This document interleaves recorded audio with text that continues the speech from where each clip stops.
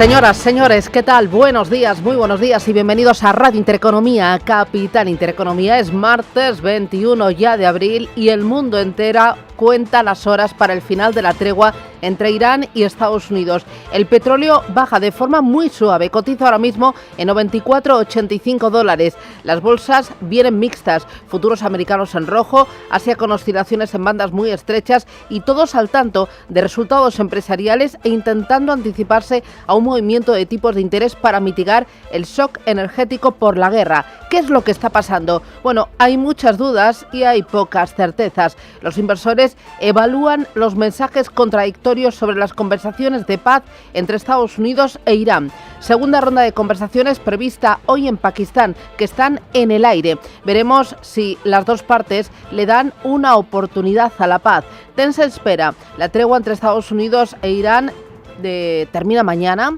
y la captura de una embarcación iraní en el estrecho de Hormuz hace creer que la tensión entre ambos bandos sigue ahí. En la tarde de ayer, y mientras la delegación estadounidense encabezada por el vicepresidente J.D. Vance se dirigía a Pakistán, el portavoz del Ministerio de Exteriores iraní aseguraba que su gobierno no tenía en la agenda la celebración de una nueva ronda de negociaciones con Washington, sin confirmar y sin desmentir la presencia de una delegación de su país en Pakistán. El presidente iraní Pezeshkian afeaba a las autoridades su proceder en el actual alto el fuego. Insistía en que el pueblo iraní no se va a doblegar. Esmail Baghaei es portavoz del Ministerio de Exteriores iraní. Bueno, mira, en primer lugar, por lo que a mí respecta, no tenemos ningún plan para la próxima ronda de negociaciones. Yo me rindo. Mientras tanto, horas después de que la administración Trump cumpliera su amenaza de abordar e incautar cualquier buque que desafiara su bloqueo de los puertos de Irán, avisaba de una alta improbabilidad de que la prórroga se ampliara, esa prórroga de alto el fuego. Entre tanto, el principal país mediador, Pakistán, anunciaba la intensificación de sus contactos con representantes de Estados Unidos y también de Irán. La otra gran cita es el jueves. Se va a celebrar una segunda ronda de conversaciones entre Israel y Líbano en Washington. La cita tendría lugar antes de que expire el alto el fuego de 10 días entre Israel y la organización terrorista Hezbollah. Y el petróleo, el petróleo está bajando frente a los máximos de ayer, pero sigue en zona de alta tensión. La consultora Rystad Energy recuerda que el conflicto en Oriente Medio ha puesto de manifiesto la peligrosa concentración de las cadenas de suministro mundiales en torno a esta arteria energética. Asegura que si el precio escala y se mantiene por encima de los $100, podrían desbloquearse hasta 2,1 millones de barriles diarios de nuevo suministro procedente de Sudamérica. Ahí estamos con la mirada anclada en el petróleo y también en las bolsas. ¿Qué es lo que está pasando, Eva Villanueva? Buenos días. Muy buenos días, Susana. Pues como dices, si bajo ese paraguas medidor de la tensión geopolítica y el temor en torno a esas conversaciones y las amenazas de Trump, vemos a un Brent contenido en los $94 el barril, pero unos futuros de Wall Street que parecen recuperarse después de lo que hemos visto en las últimas horas. El principal mercado del mundo ayer se daba un respiro en cuanto a la racha ganadora de subidas y los récords consecutivos que acumulaban el S&P y el Nasdaq Composite de 3 jornadas consecutivas de récord.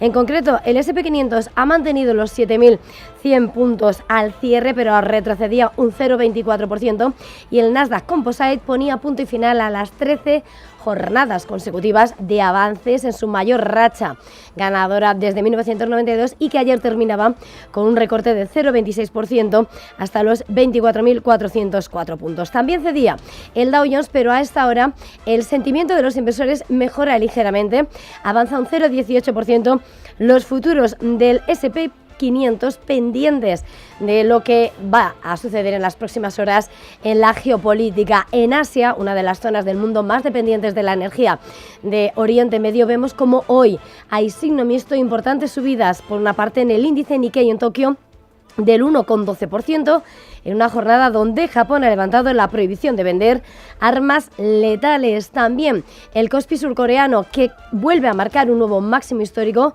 lo tenemos en 6.367 puntos con subidas del 2,38%, y el Hansen de Hong Kong, que sube de manera más moderada el 0,26%. Todo mientras los futuros vemos cómo están anunciando subidas en Wall Street y vemos cómo el índice índice dólar, el billete verde, que es el activo refugio de todo este conflicto, se mantiene fuerte por encima de 98 unidades frente a esa cesta de las principales divisas, y el euro dólar, que lo vemos en unos 17,78 unidades. Un mercado de Forex que además hoy está pendiente por una parte de los ecos del mensaje de que se van a mantener los tipos en Europa, y sobre todo y pendientes de la audiencia de confirmación de Kevin Walsh, nominado para presidir la Reserva Federal y suceder a Jerome Powell. En el mercado de bonos, el Treasury a 10 años, el de referencia americano, ha retrocedido en rentabilidad hasta el 4,24, el Bund de referencia en Alemania en el 2,97%.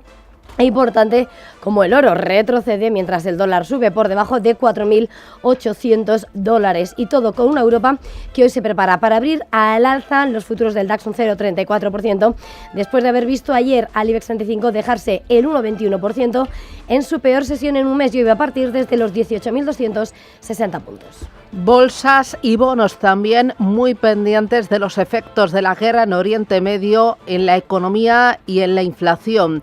Ojo a la política monetaria. La mirada está puesta en la próxima reunión del Banco Central Europeo. Christine Lagarde, su gobernadora, anticipaba ayer que el organismo mantendrá sin cambios los tipos de interés. Rubén Gil, buenos días. Buenos días, así es. No habrá subida de tipos, salvo sorpresa, la semana que viene. Dice la presidenta del Banco Central Europeo que hasta ahora no han visto que los precios de la energía suban lo suficiente como para llevar directamente a la economía a su peor escenario, su escenario más adverso, y por eso, y a falta de más información sobre cuál puede ser el impacto de la guerra, los tipos de interés se mantendrán en su nivel actual en la reunión del próximo 30 de abril. La doble incertidumbre sobre la duración del impacto y la amplitud de su transmisión justifica la necesidad de recabar más información antes de llegar a conclusiones definitivas sobre nuestra política monetaria. Por tanto, el Banco Central Europeo prefiere esperar a tener más datos para tomar una decisión sobre el precio del dinero, aunque su presidenta asegura que están preparados para actuar cuando tengan la información necesaria. Recordemos que los expertos descuentan entre 1 y 3 subidas de los tipos de interés este año por parte del Banco Central Europeo, y tal y como apunta Lagarde, la primera de esas subidas podría tener lugar en el mes de junio. En el plano empresarial, sorpresa. En las últimas horas hemos conocido que Tim Cook, el CEO de Apple, dejará de ser el CEO de la tecnológica a partir del próximo mes de septiembre. Roberto Sol, buenos días. Buenos días. Después de 15 años como director ejecutivo de la firma de Cupertino, Cook decide dar un paso a un lado. Eso sí, tal como ha informado Apple en un comunicado, será presidente y realizará algunas labores como las relaciones institucionales. Le sustituirá John Ternus, que es el actual responsable de la unidad de hardware de la compañía. Los retos que tiene Ternus son mayúsculos: igualar la carrera de uno de los ejecutivos más exitosos de este siglo, que sin tener la capacidad de innovación de Jobs, logró cuadruplicar sus beneficios anuales hasta superar los 100.000 millones y aumentar el valor de mercado de Apple hasta los 4 billones de dólares, 10 veces más que cuando cogió las riendas de la compañía, y que le ha supuesto a la empresa ser la segunda más valiosa del mundo, solo por detrás de Nvidia. El nuevo CEO también tendrá la difícil tarea de reengancharse a la carrera de la IA, en la que ha estado detrás de sus competidores. Veremos si este anuncio afecta su cotización y también tiene repercusión en las tecnológicas. El mercado mira también a los resultados empresariales. Aquí en España, Enagás rinde cuentas y se adelanta a Bankinter, que suele dar el pistoletazo de salida. Pues sí, para conocer las cuentas de Bankinter, la entidad que dirige Gloria Ortiz, habrá que esperar al jueves. Hoy turno, como decías, de la gasista de Enagás, la compañía que cerraba ayer con una ganancia del 1,28% y superaba la barrera de los 16,60 en los 16,63 euros por acción, y según los expertos va a presentar en este primer trimestre de 2026 un beneficio neto de 58 millones de euros, lo que supondría un 11% menos respecto a los 65,2 millones reportados en el mismo trimestre de un año antes. Con todo, estamos a la espera de que se publiquen esas cuentas en la CNMV, en una jornada donde además en Europa va a haber otros nombres propios. Vamos a tener a Bayer, donde por cierto JP Morgan ha mantenido su recomendación de compra sobre el título, y también las cuentas de Beiersdorf, que produce la marca Nivea y que va a ser otra de las protagonistas en Estados Unidos. Antes de la apertura del mercado vamos a tener también, entre otros, a United Health, a GE Aerospace, 3M o Northrop Grumman. Atentos, porque acabamos de conocer la facturación de Thales. La electrónica francesa se dispara cerca de un 10% 6% en los 3 primeros meses de este año, impulsada por las entregas en el negocio de defensa. Son las 7:10, 6:10 en Canarias. Esto es Radio Intereconomía. El día nos trae más noticias. España pedirá hoy a la Unión Europea romper su acuerdo con Israel. Los ministros de Exteriores de los 27 van a debatir este martes el estado de las relaciones entre la Unión Europea e Israel por sus violaciones del derecho internacional en Palestina y Líbano. Junto a España, Irlanda y Eslovenia se muestran favorables a esta petición, aunque Kaja Kallas, la jefa de la diplomacia europea, recuerda que requiere de unanimidad.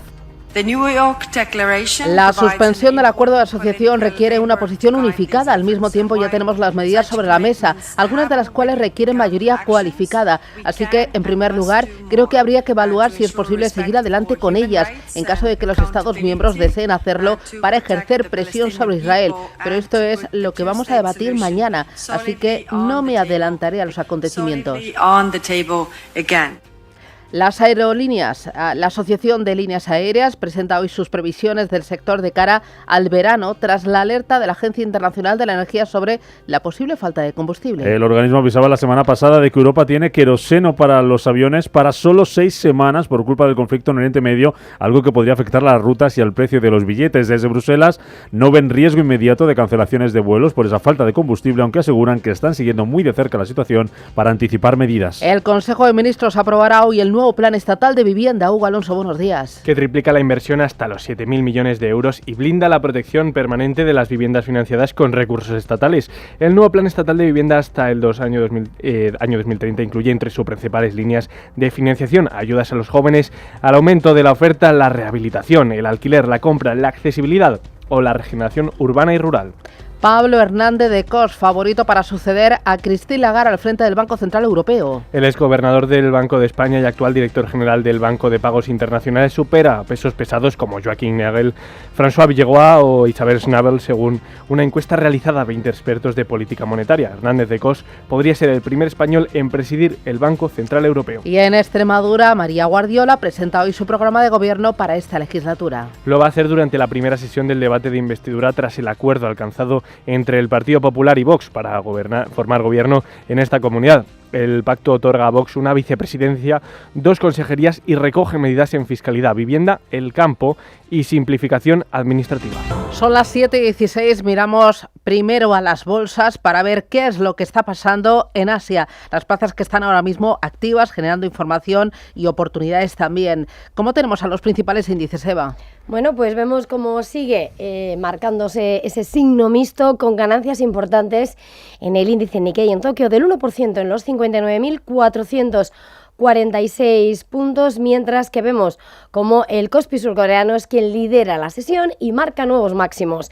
El de Seúl 2,51% arriba, 6.375 puntos. En India, el Nifty ganancias moderadas del 0,60%, 24.508 puntos, y en Australia el ASX 200 que retrocede 0,16% en los 8.939 puntos. Signo mixto en cuanto a las plazas de China, Shanghái 0,17% a la baja, 4.075 puntos, y el Hansen de Hong Kong que sube el 0,12% hasta los 26.392 puntos, sin perder de vista las tensiones en Irán. Echamos un vistazo a los futuros americanos que vienen con ligeros avances. Con subida del 0,36% para el Nasdaq 100, del 0,26% es el alza en el futuro del S&P 500 y el Dow Jones apunta ahora mismo una subida del 0,24%. Miramos ahora al VIX de volatilidad, el índice del miedo muy paradito, 20,46 puntos. Los futuros en Europa también en verde, el de DAX arriba un 0,49% y el del Eurostock 50 arriba un 0,46%. Y ojo también a las criptomonedas, especialmente a Bitcoin y $75.879, lo tenemos ahí rebotando más de un 2%, y Ethereum que sube un 2% también a $2.315. Ojo porque el mercado está asimilando el hackeo de tokens este fin de semana de un proyecto poco conocido. Un hackeo que ha desatado toda una crisis de confianza en las finanzas descentralizadas. Los hackers atacaron el software que conecta diferentes cadenas de blockchain. En el ataque crearon tokens tokens sin respaldo y los emplearon en la mayor plataforma prestamista del sector para pedir prestadas criptomonedas reales, utilizando estos tokens como garantías. Se estima que perdieron 236 millones de dólares. La plataforma se llama Kelp. Ahí está el mercado muy pendiente, pero hemos visto que ha afectado poco a la cotización. Bueno, esta es la fotografía, lo que tenemos. Vamos a mirar al contenido, a datos y también a empresas.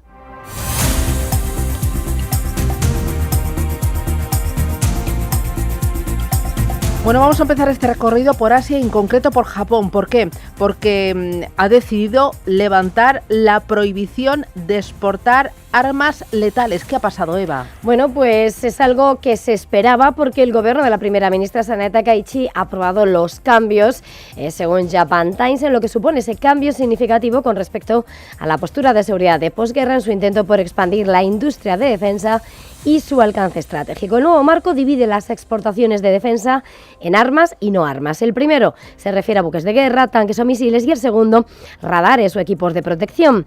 Decisiones sobre la exportación, eso sí, que se van a ver limitadas solo a países con los que tengan acuerdos de cooperación en defensa, y que llega justo después de que la semana pasada Japón y Australia cerrasen ese importante acuerdo de defensa por valor de 14.400 millones de dólares para el desarrollo conjunto de una nueva flota de fragatas navales. Mitsubishi Heavy Industries sube a esta hora 0,22%. En la sesión asiática hemos visto subidón de la tecnología y en Seúl del gigante SK Hynix, que alcanza nuevos máximos históricos. Pues sí, subidas del 4% en la acción, que ha extendido las fuertes ganancias que iniciaba ayer tras confirmar el inicio de producción en masa de ese módulo de memoria clave para procesadores de IA avanzados fabricados para la corporación de Nvidia, la surcoreana, que es uno de los grandes proveedores del favorito de Wall Street en la IA, que se ve beneficiado por la demanda desmesurada de esos chips en la industria de la IA.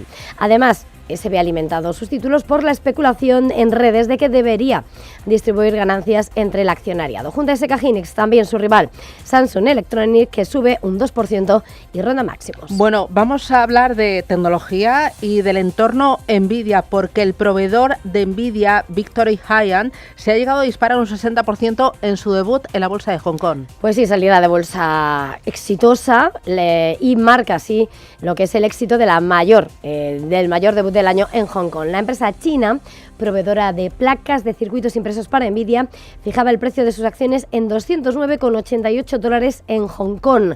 En ese debut, y ahora cotizan con un rebote del 46%.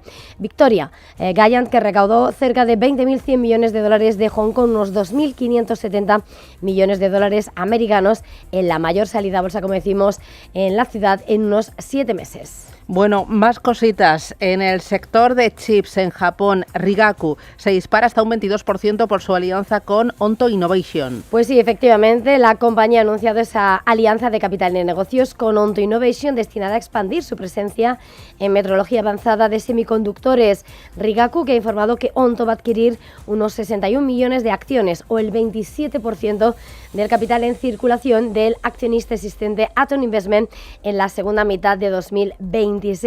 Una transacción que va a convertir a Onto Innovation en el mayor accionista, reemplazando a Atom. Por cierto, que también hay que señalar cómo en la sesión asiática se vigila también el comportamiento de los proveedores asiáticos de Apple en medio de los planes de su sucesión en lo que es el relevo de Tim Cook, y vemos como entre las cotizadas en Hong Kong y China tenemos a AAC Technologies, Lens Technology o Luxshare Precision Aware con caídas entre el 1 y el 2,5%.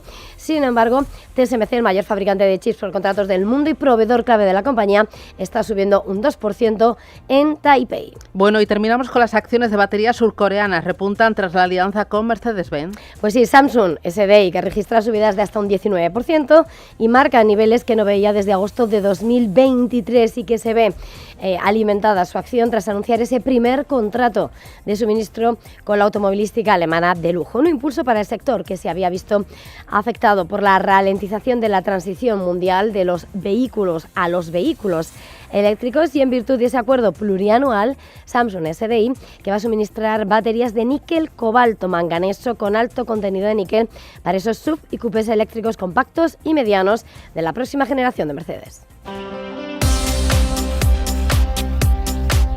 Bueno, nos vamos a Wall Street. Hoy conoceremos ventas minoristas de marzo, ventas de viviendas pendientes del mismo mes y encuesta de empleo ADP. Además, publican resultados United Health y Capital One. En el día de ayer, caídas muy suaves del 0,01% para el Dow Jones. El S&P 500 un poquito más del 0,24% y el Nasdaq, Roberto, perdió un 0,26%. Aunque en las últimas horas el foco ha sido para Apple y para su histórica decisión, Tim Cook dejará de ser CEO y será en septiembre presidente de la compañía. Le sustituirá John Ternus, que es el actual responsable de la unidad de hardware de la firma de Cupertino. La tecnológica ha dejado claro en un comunicado que Cook seguirá ejerciendo labores importantes como las relaciones institucionales. Ante Ternus se arrojan muchos retos, pero uno de los principales es alcanzar al resto de compañías en materia de inteligencia artificial, uno de los grandes deberes de Cook.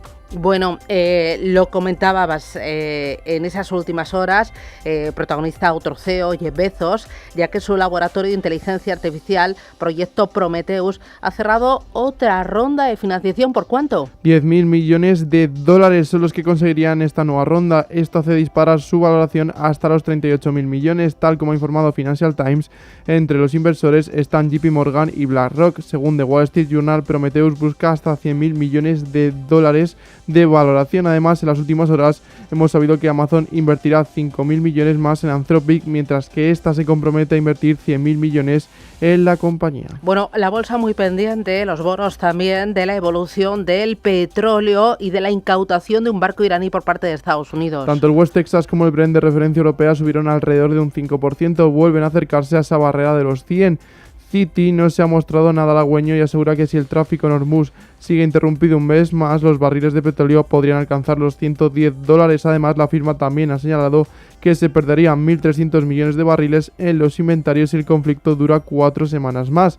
Los efectos de la subida se hicieron notar en las compañías que dependen del petróleo para ejercer su actividad, como las empresas de cruceros, donde Norwegian Cruise baja un 3,5% y Royal Caribbean desciende un 1%. Bueno, el mercado de bonos también muy pendientes de la evolución, de la fluctuación del precio del crudo. El 10 años americano, el Treasury, ofrece una rentabilidad del 4,24%. Y ojo también a Meta, bajó más de un 2% después de anunciar una nueva ronda de despidos. El próximo 20 de mayo, la tecnológica recortará 8.000 nuevos puestos de trabajo, lo que supone el 10% de su plantilla global. La empresa no se va a quedar aquí, ya que según Reuters planea realizar más recortes de empleo en la segunda mitad de año, todo para ajustar sus planes respecto a la inteligencia artificial. USA Earth también estuvo en el radar, ya que la empresa ha anunciado que se hará con la minera brasileña Serra Verde por 2.800 millones de dólares. Bárbara Hampton, CEO de la compañía. Lo que quiero decir es que el mundo se ha vuelto demasiado dependiente de una única fuente y ya es hora de romper esa dependencia. Hace un año se fundó USA Rare Earth y ha recorrido un camino en el que ha reunido a los mejores del sector. Este anuncio sobre Sierra Verde es brillante porque nos permite acceder a una mina en producción que extrae las 4 tierras raras magnéticas que van a abastecer a nuestra industria. Se trata de un acuerdo que además cuenta con el respaldo de un contrato de compra garantizado al 100% durante 15 años por parte del gobierno de Estados Unidos con precios mínimos. Echamos un vistazo a Europa, son las 7:27.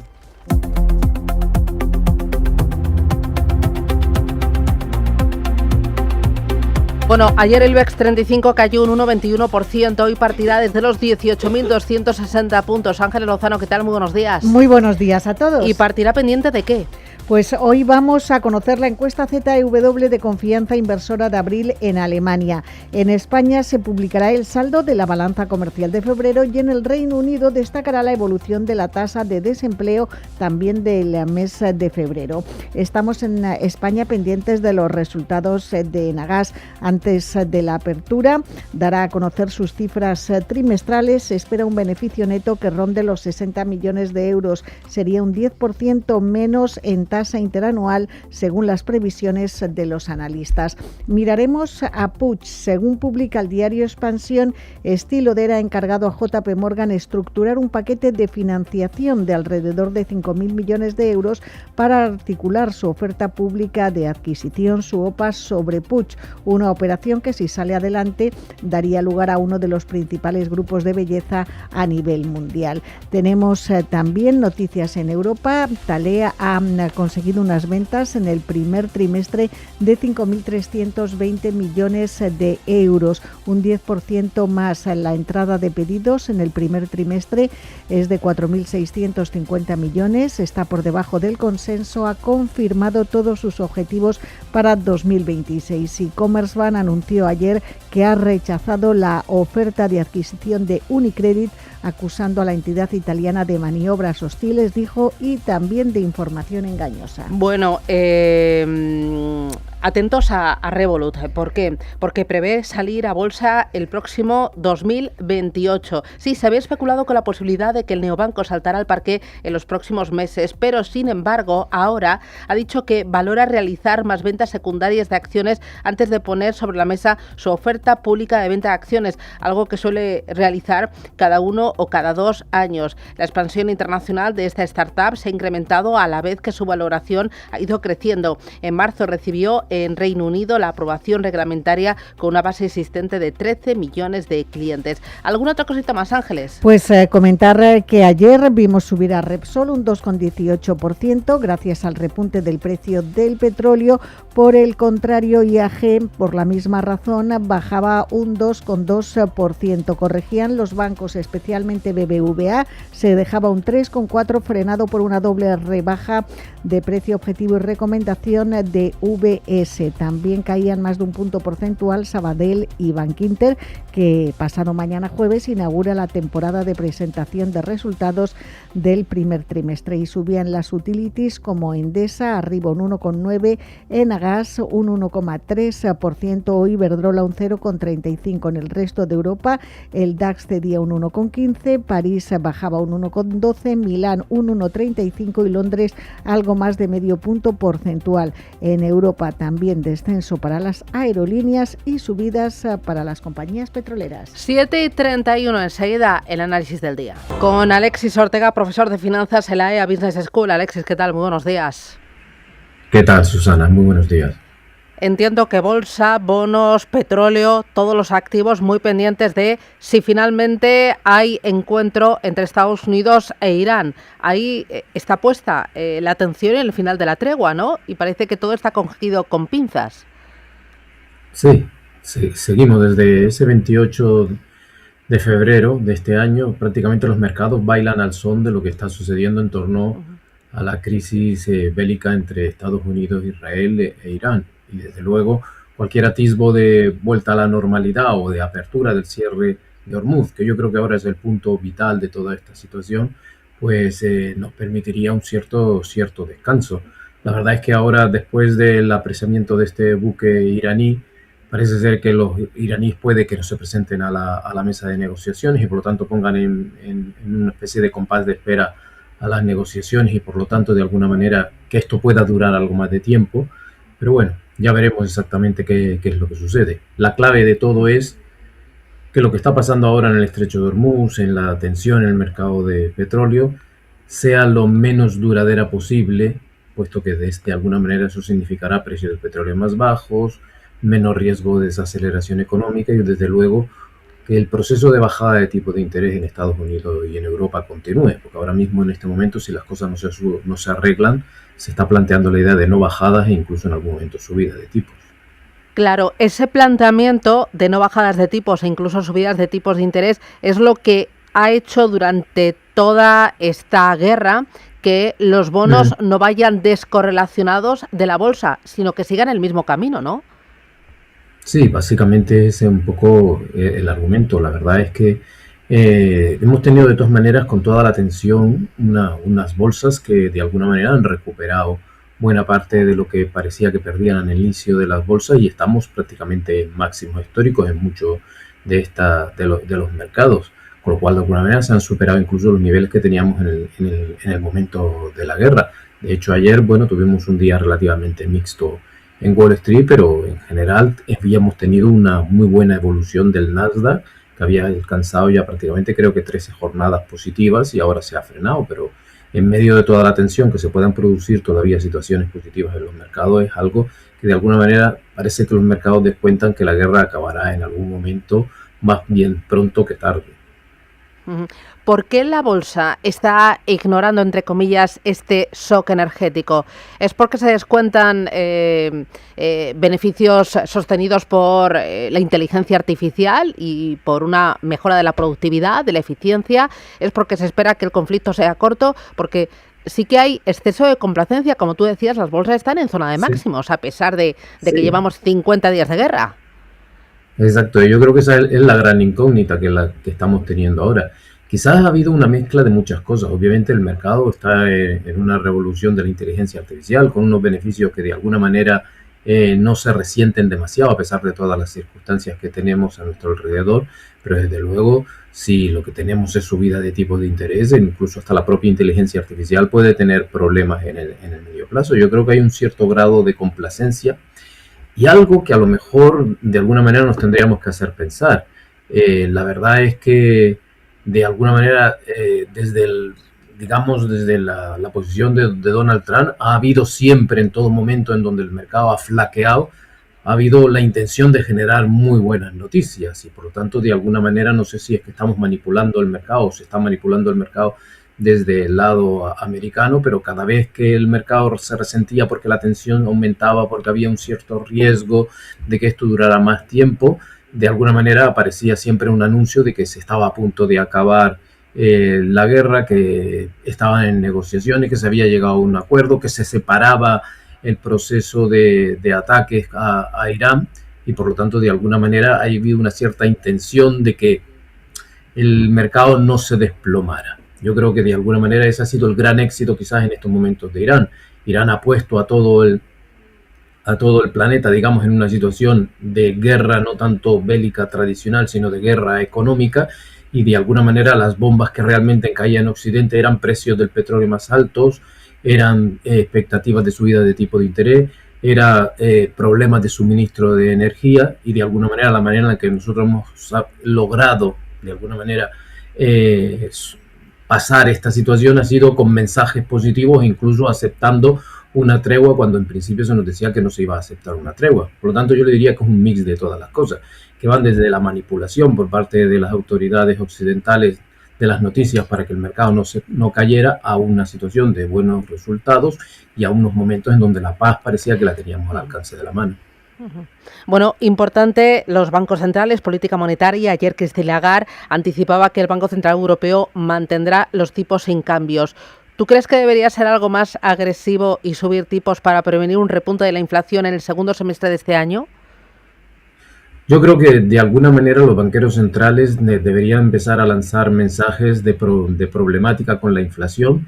Primero porque la inflación no estaba controlada incluso antes de la guerra de Irán. Había una cierta complacencia con respecto a la inflación. Las inflaciones subyacentes desde luego no se han puesto en ningún caso por debajo del 2%, por lo tanto tendrían que haber lanzado un cierto mensaje de restricción.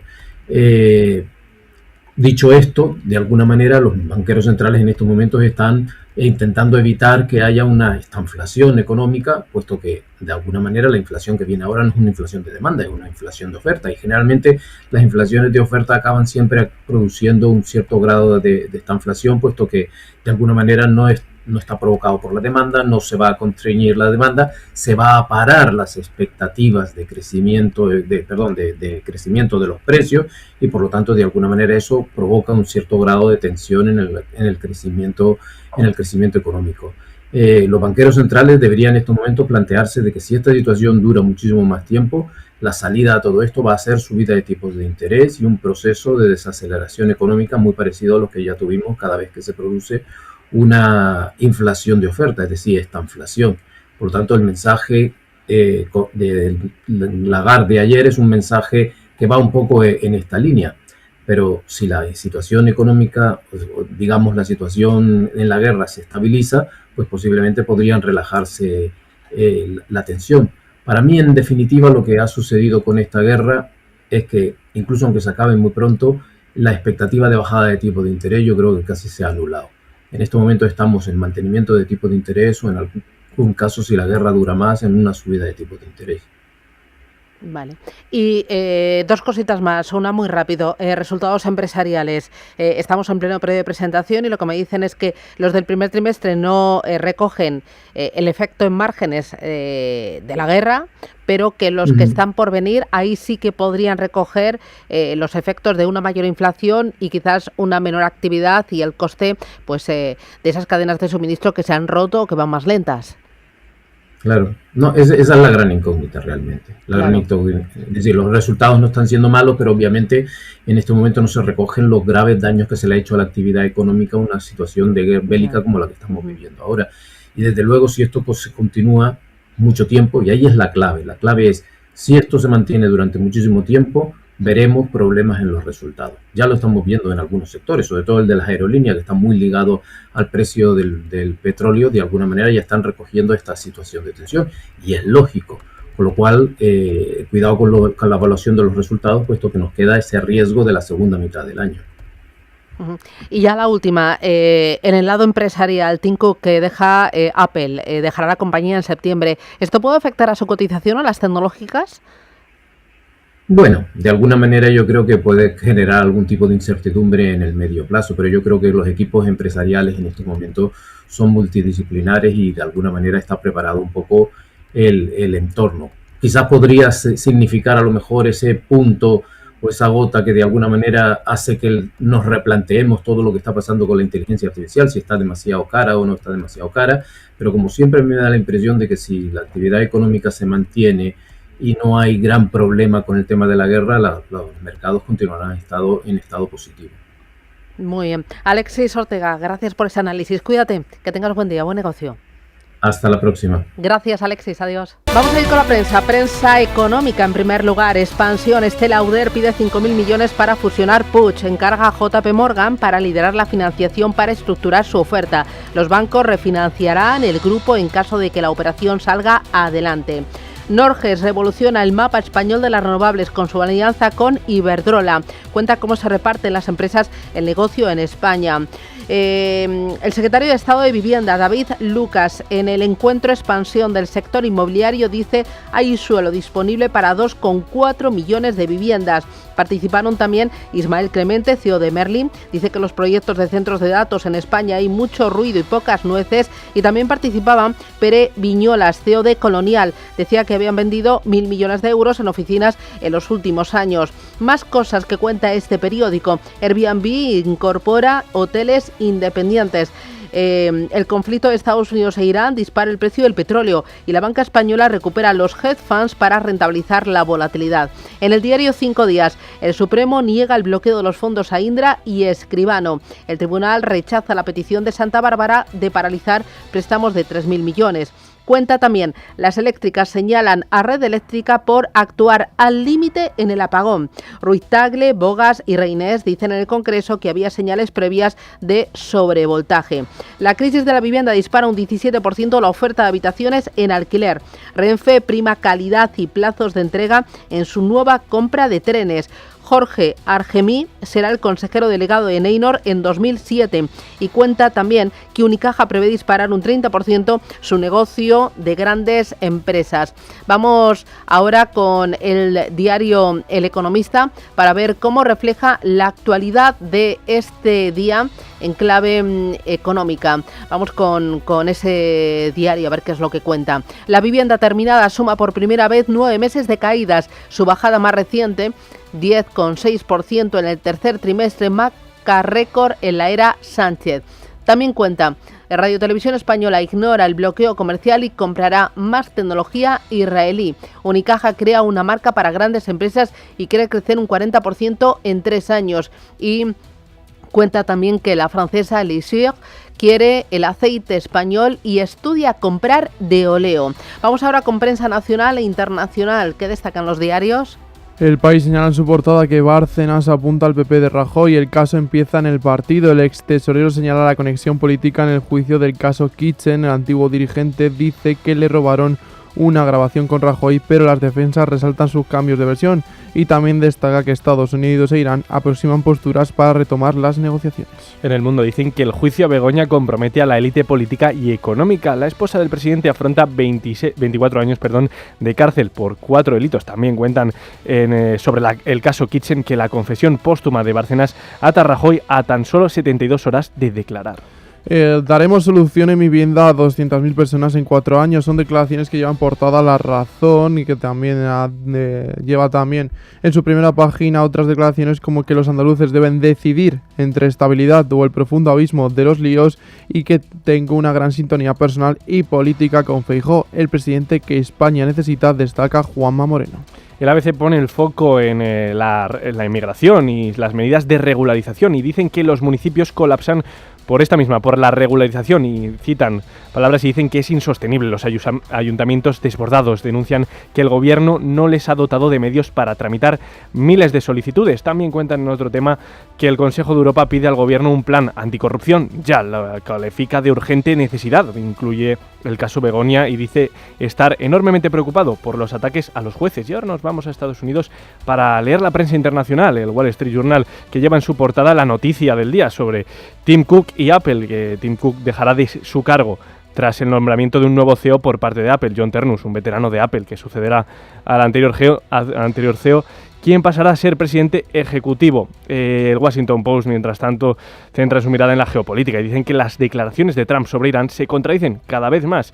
Y el New York Times cuenta que los resultados inmediatos frente al juego a largo plazo en Estados Unidos se enfrentará a Irán, en este caso, que realizan un segundo intento por llegar a un acuerdo y sus estilos de negociación están en rumbo de colisión. Nos vamos al principal repaso de las cabeceras europeas. En Alemania, el Handelsblatt, cambio de liderazgo en Apple. Tim Cook cederá riendas al jefe de hardware John Ternus después de 15 años.